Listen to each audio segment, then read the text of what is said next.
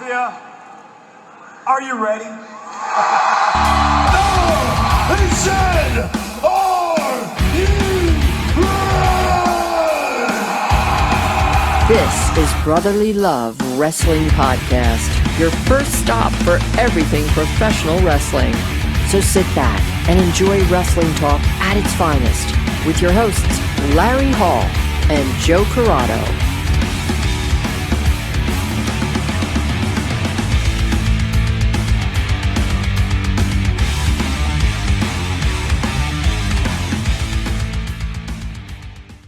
All right, ladies and gentlemen, tonight we talk about the Essential, which means the 5 greatest of one of the all-time greatest in-ring performers and personalities of all time. Yeah. And when we talk about this person, he's the cream, and the cream always rises to the top. Oh, yeah. So you're going to want to snap into some Slim Jims and sit back and enjoy the ride, Jack. Oh, yeah. Because it is the Essential Macho Man. Oh, yeah. Randy Savage. Dig it. You didn't think I could pull it off. I didn't think I could pull I was it off. surprised you went that long with it. I didn't think you would stretch it out that long. That was pretty damn good. I went more low-key, intimidating, and like cerebral Macho Man instead of over-the-top crazy, because I knew how my voice is right now. I wasn't going to be able to go over the top. As much as I want to be on the top, dropping elbows, I couldn't. I had to be mathematician. I just think under the circumstances, that was goddamn really good. Like, we'll talk about those circumstances of why I shouldn't have been doing that voice late. Because tomorrow's gonna be fun. So, like you were saying, this is the Essential Macho Man. That was the spirit. Yes, the Holy Spirit of Savage. So 5 matches, as usual. This show, Joe gets 3, I get 2. So Joe will start us off. This one will be probably my most fun, but also most difficult one to do, because I have personal favorites that I don't know if they belong on the Essential list. Because again, 5 matches. I know of one Macho Man match that is absolutely on the Essential. Mm-hmm. I will save that for last, because possibly the greatest match of all time, the best, should be saved for last. I agree. But it wasn't even the main event on the damn card, but it still was the best match and the main event for that was one of the most memorable matches in history. Yes. But I digress. That was just me killing time because I did not know what I wanted to start with. But I'm going to start off one that's probably going to catch shit. From diehard wrestling fans. They're going to say, how could you put this on the list? But I'm going to go with a Saturday night's main event match. And it probably, if I were to ever pick a still photo of from a wrestling match to show it to a non-wrestling fan to be like, this is why you watch. Mm-hmm. Not now, but back then, obviously. Yeah. Because I don't know what still photo I would pick now. But it's Macho Man versus Jake the Snake Roberts. Okay. The one, and the photo, of course, is him holding Damien to Macho Man's arms, which are tied around the ropes, and he's biting him and legitimately biting him, which we didn't know back in the day. Mm-hmm. We didn't know that back in the day, that he was legitimately biting him, and this was actually Macho Man screaming his life out. I mean, for me, it's one of the most lasting memories of the Macho Man, like one of his matches that I have. And again, it's probably because it's a favorite of mine, but fuck it, this is our show. Yeah, no, I agree. I think that's when you think of the Macho Man, if you're thinking matches, you're right. That is one of those that sticks out immediately, because the most iconic scenes is Jake's snake biting Macho. I mean, it's iconic. So yeah, I think that has to be on there. I don't think it's anything one should give that shit. Like, me and my friends talked about that moment when we were like in high school, still. Like we were like, this was long before. Like, remember when fucking the Macho Man got his arm gnawed off by a snake? Like that was always it's like an iconic moment, I believe. Yeah, absolutely. So my first one. These are always the ones I'm scared of because I don't know where you're thinking. I don't know where your head's at with these. I think I'm going to go simple, and I think about another one that I think is an obvious on the list, and that's versus Hogan at WrestleMania. Oh man, 6, because it's you did it to me again. You did it to me again. It What's wasn't that? even on my list. Oh my god! But yeah, that's one of the greatest matches of all time, just because of the story, because of the payoff, everything that went into it. I mean, it's the payoff was not good. No, the payoff was not good. The payoff was not good, but Hogan it led to something. You're saying it was great, though. I hate you. You're right. Definitely memorable. The Mega Powers exploding. Yes, that's one of the most memorable storylines in wrestling, I think, especially for the 80s. I mean, if you're going to throw the Attitude Era out there, I mean, that probably a lot more memorable. And then Ruthless Aggression, probably a lot more memorable. But when you think of the 80s wrestling, the Mega Powers, I mean, if you were to show someone that doesn't watch wrestling anymore, but watched back then, they would know that 100%. Yeah, absolutely. I hate that you put it on this goddamn list because I hate the way that ended. Yeah. Hogan was the bad guy. Hogan was the bad guy in that, not Savage. I agree. And they spun that whole thing around to make Hogan the big baby face. Feel bad for big fucking bad Hogan. That's why I hate Hogan. That moment is why you hate Hogan? Well, there's a lot of reasons I hate Hogan, but that's why when I was a kid, that's why I hate. That's where my hatred grew for Hulk Hogan, because they screwed this Macho Man over. Everyone knew it. They turned him into a bad guy. He was a better bad guy at the time. Don't get me wrong, but yeah, of course, they did him dirty.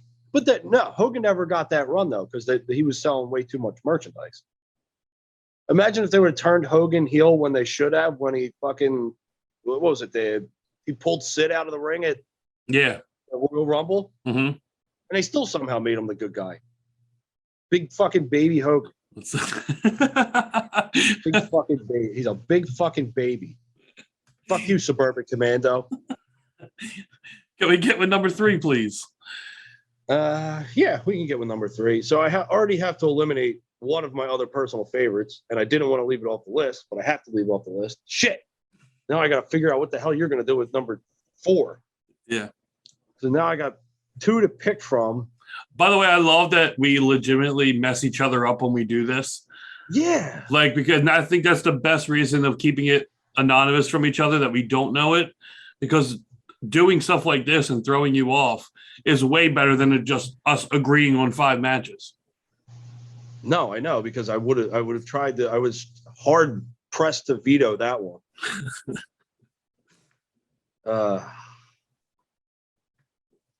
All right. I think I have my decision. I love how you're so reluctant to give it. No, because I don't know what you're going to pick, and you might pick this next. No, because now I already have the gimme, and the gimme makes it. Yes.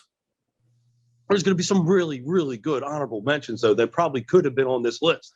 As per every episot of this we do, there will always be that. This one resonates more for me because I'm a fan of Macho Man. I could really, not that I wasn't a fan of Perfect, Cena, or Michaels, but Savage is like top tier. We haven't even got to Sting yet. There's he's got a long, long career and very different personalities. That's what I'm saying. That's why I think it would be very hard. So, but anyway. Well, I know what wouldn't make it. It wouldn't be his Jeff Hardy match from TNA. No. Definitely wouldn't be that. No. That wouldn't make the list.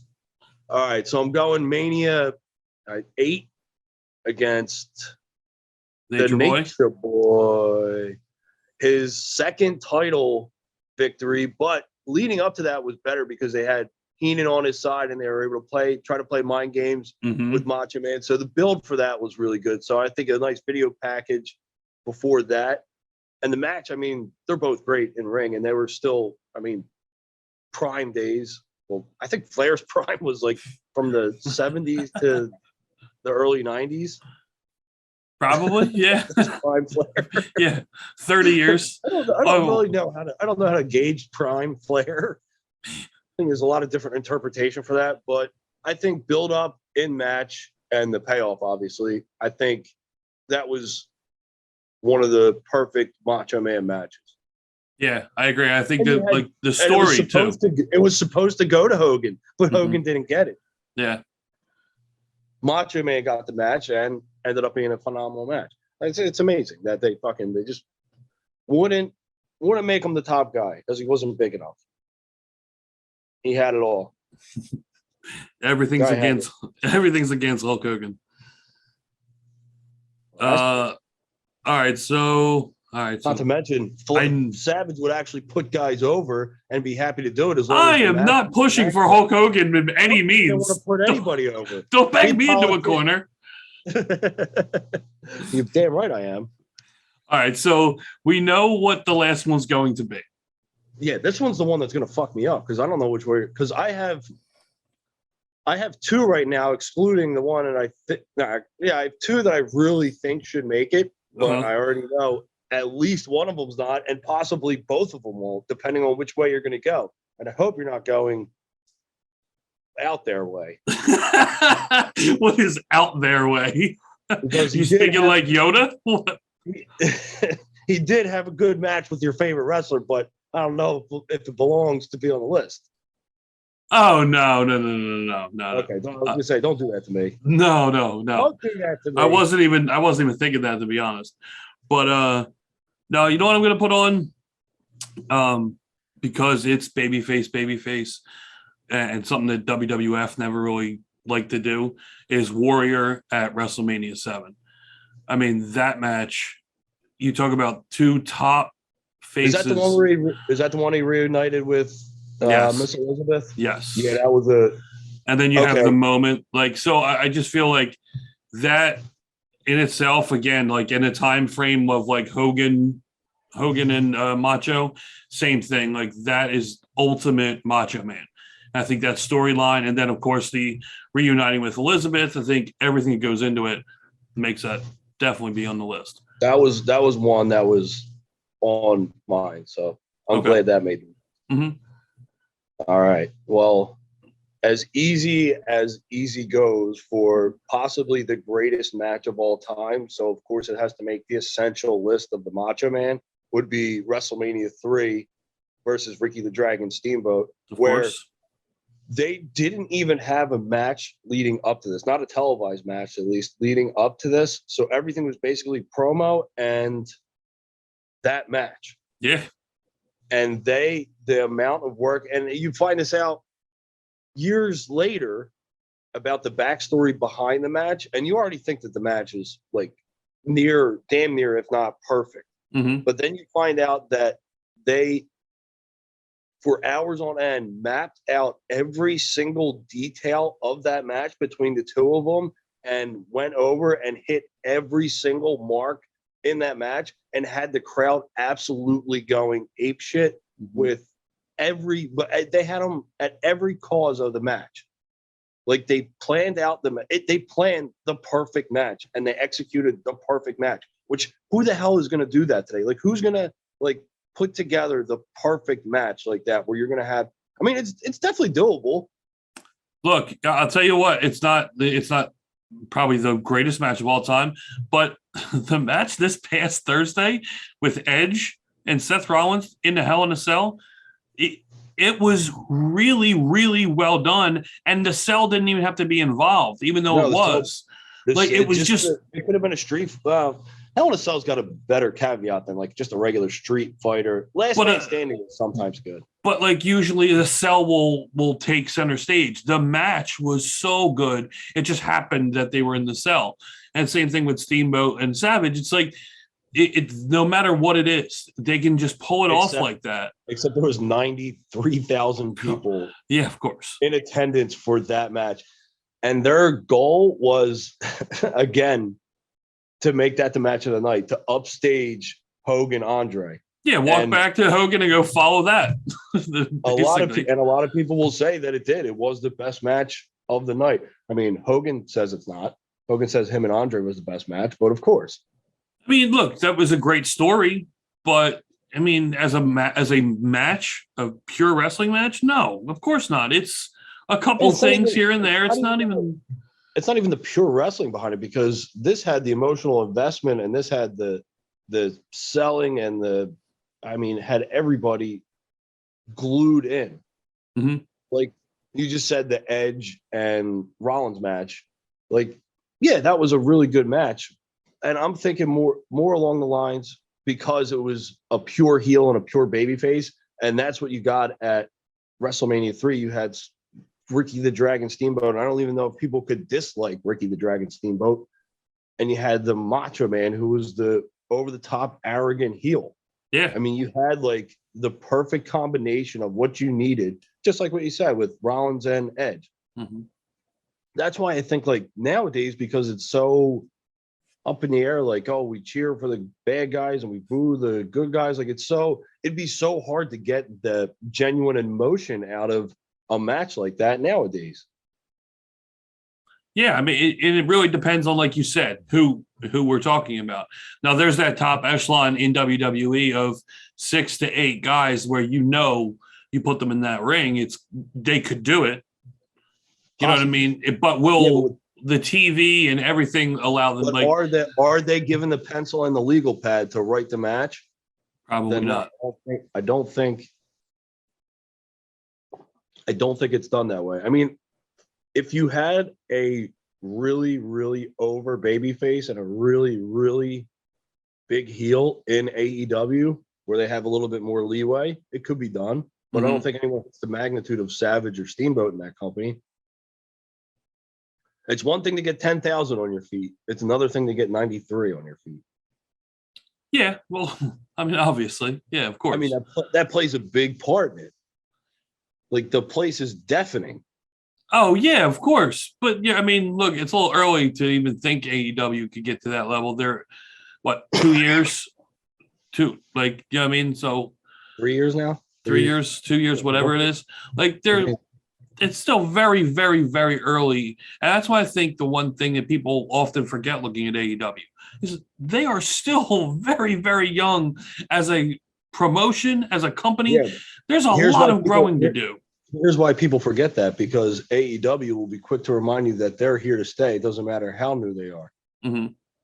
Well, true. So yeah, absolutely. They may be young, but they act like they've been around for a lot longer. Yes. Yeah. Which, in some terms, in some cases, I mean, they have some people that have been around for a while. Oh, yeah, of course. I mean, a lot of people that have been there out there. Jericho's been around for fucking 60 years. Yeah, exactly. Jericho's in that Flair conversation. Like, Jericho's prime was like, what, 89 to, 2010, 2015? Look, you look at all the matches out of Japan before AEW were phenomenal. Every last one of them. There wasn't one bad match in New Japan at all. So I'm like, 3 of them? What?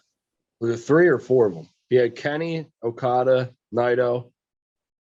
You had Naito twice. I feel like there was another match. I feel like we're missing one. I feel like there was one more.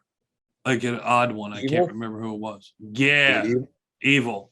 I think that's who I was thinking. I know there was like an odd one here and there, but I couldn't remember what it was. But yeah, but it's that thing. His prime doesn't end. Like, Jericho doesn't have an end to his prime. I mean, just like Flair. He's definitely past his prime now. Well, yeah, but I'm saying as far as oh well, but I mean, like, the character itself, it's never ending. He's evolving. Yes. He's losing his hair a little bit, but he's evolving. And he's got bitch tetes. The fluoride in the water is giving my son bitch tetes. All right, so how we went from Steamboat Savage to that, I have no idea. But we like to bring our viewers on an emotional roller coaster of a ride. Apparently. So our list, I think they appreciate it. I think all Do you wanna five. do There's honorable not a mention? surprise. Yeah. What's your? I think there is. There's Diamond Dallas Page versus Macho Man at Havoc? well, there's that one, and then I think there was a Great American Bash where there was a street fight. That one was really good. That one wasn't really a wrestling match, but that one was good in the sense that we were glued watching it the whole time. Like it held up. But yeah, I had DDP at Havoc 97 with Macho. Yeah, so they were both 97 because they had a feud going for a while. Yeah. And they had a good string of matches too. So I think either of those two could have easily made the list. There's another Saturday night main event, which I wanted it to make the list because I liked it so much, but I knew it probably shouldn't have. And that was Bret Hart versus Macho Man. That was on my other one, honorable mention too. I had the same thing. That was one of Bret's first singles matches, not being with the Hart Foundation. I mean, they were still at the ring, around ringside, and there were still shenanigans and whatnot. But that was like heel Bret Hart, and that was babyface Savage. So that was fun to watch. And actually, it wasn't like a 30-minute match, but it was like maybe 15 minutes, but it was a good match. Definitely more of an honorable mention than a Essential MACHO. I agree. Yeah, I agree. Well, wasn't there another Warrior match too? Yeah. And I just kept that off the list because of the other ones I wanted. I knew I would never get that second Warrior one off. Yeah. But he did have a couple good ones with Warrior. I can't remember what it was either. I remember watching and was it SummerSlam? I think it was SummerSlam. I think you're right. Yeah, it was SummerSlam. That's what it was. Yeah, so he had a couple good ones, surprisingly, with Warrior. That's the thing, though. I think Savage is one of those guys that you could put anybody in there with him, and he'll make it a good match. Yes. Yeah. I mean, it won't be a masterpiece with the Ultimate Warrior, but look, I think that was the WrestleMania match was probably the best of Warrior's career. Yeah, if we ever did an Essential Warrior, I don't think we'd have too long of a list. I don't know if we'd be able to get 5. You're just going with moments with Warrior. Yeah. Can we put in there when he gets the spell put on him by Papa Shango and starts throwing up green shit? I mean, like you said, it's only moments, not a lot of matches. So we're gonna need filler for that one. Yeah, that one scared the shit out of me as a kid. I was young. What do you want? All right, so I think that wraps it up. I think it was a good list. Everything belonged. Hey, the people will let us know if it was not a good list. Yeah. So if you like the show, like we always say, like, subscribe, help us out, give a 5-star rating. Comment, let us know if you liked our list or if you hated it or you think your list is better. Let us know on all social medias at 215 Wrestling. So thanks for watching the show, and we hope you enjoyed. See you later. Ooh, yeah.